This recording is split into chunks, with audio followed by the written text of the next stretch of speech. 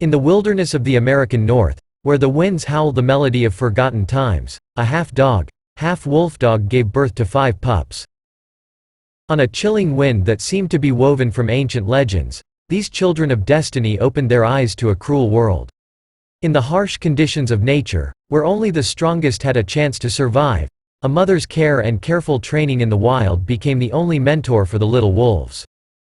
They learned to track game, to circumvent traps, to seek shelter in a storm. One day, in their God-forsaken corner, people visited. From an almost abandoned village, where time froze in impassable snowdrifts, came lost wanderers. Among them was Bill, a man with broad shoulders and eyes that read mystery. The crowd passed the mother wolves, viewing them as outlandish creatures. But Bill's gaze locked on one of the babies, and his heart clenched. This pup was special. His snow-white coat, as if covered in smoke, made him unique among his siblings. "White smoke," Bill whispered, as if awakening a long-buried memory. It was the nickname he had given his runaway dog years ago. He recognized in this little creature his faithful friend who had once run away, only to return to him again. Bill decided to take White Smoke with him. Life in the abandoned village was too harsh, and he felt that this little wolf cub would bring him more than just company. Thus began a new chapter in White Smoke's life. He left his wild home and traveled to the human world, mixing natural wildness with human mystery. At first, everything was new and incomprehensible to White Smoke.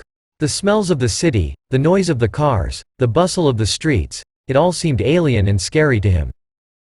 But gradually he got used to the new life, finding his place among people. Bill became for him not only a master, but also a mentor, opening to him the world of human life. White Smoke learned to accept rules, to understand human language, and, most importantly, to distinguish between good and evil. But the past did not leave White Smoke. In his dreams sometimes flashed images of icy expanses and the freedom he left behind. And in those moments he felt his heart beating to the beat of the howling wind, reminding him that he had been created for freedom. One day, while walking with Bill in the park, White Smoke met an Indian named Falcon Eye. The old man looked at him with respect and a smile, as if recognizing an old friend. "This wolf dog carries the spirit of our ancestors," said Falcon Eye, gently stroking White Smoke's head. "His heart of freedom will never die." This encounter left an indelible mark on White Smoke's soul. He began to ponder his origins and his destiny. 2 worlds flowed in his blood, the world of wild nature and the world of human civilization. So the years passed, and White Smoke became an integral part of Bill's life. He was his faithful companion and reliable friend. But inside him, something longed for freedom, for the vastness he had lost when he left his wild pack. One day Bill decided to take White Smoke to the city to diversify his daily life.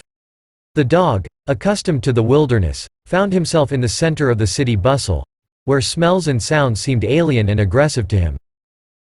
But Bill was sure that the new experience would make his faithful friend even stronger. In the city, White Smoke witnessed the dark side of human life.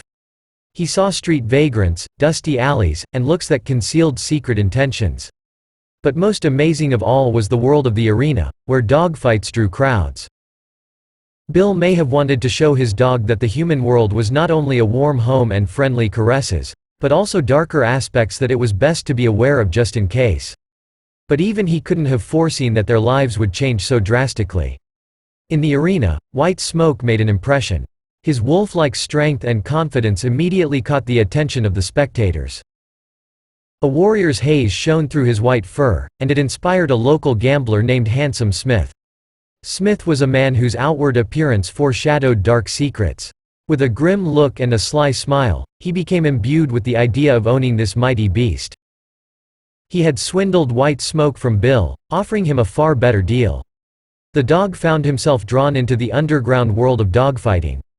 Under a crowd of squeals and applause, White Smoke faced off in bouts where not only his life but Smith's money was on the line. The dog knew no defeat. His wolfish courage and unwavering strength made him unbeatable in the arena. The money for the fights poured in, but in this world, victory came at the cost of cruelty. Smith, feeling cheated by his own beast, began to lose control. He flew into a rage when his cock did not achieve victory. Ominous threats rang out in the back rooms, and the shadow of violence floated over the arena.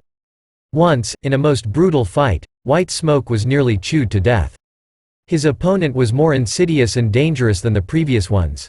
Shouts of victory and cries of pain mingled in the arena. Bill, horrified at what was happening to his faithful friend, stormed resolutely into the arena. But at that moment something changed in White Smoke's eyes. A wild rage flashed in his gaze, and he charged toward his opponent, leaving him bloodied on the floor. Smith, realizing his mistake, was left standing in amazement at the ferocity of the creature. This was the last fight for White Smoke. He returned to Bill, but his heart remained torn between two worlds. The brutality of the arena had left a mark in him that could not be erased. Bill, looking at his friend, realized that their lives would never be the same again. Their bond had been tested by fire, and now it was something new, uncertain and uncharted. After the violent events in the arena where White Smoke was nearly swept away in a wave of violence, his fate has once again taken an unexpected turn. Scott, the man who owned the next chapter of this dark story, decided to intervene. Scott was an animal rights activist and advocate for the voiceless creatures. His eyes flashed with disgust at such arenas and those who profited from the suffering of living creatures. When he learned of White Smoke and his tragic fate, his heart ached with pain and anger. Scott decided that this dog deserved a better life. He entered the arena full of screams and blood and took White Smoke with him, as if to save him from the sinister shadows of that dark part of town. Scott vowed to grant his new friend the freedom he had lost so long ago. They headed south, where the climate was milder and nature lavished its gifts. Scott and White Smoke became inseparable companions, their bond growing stronger with each mile they traveled together. Scott protected his four-legged friend, and in return he gave him his loyalty and devotion.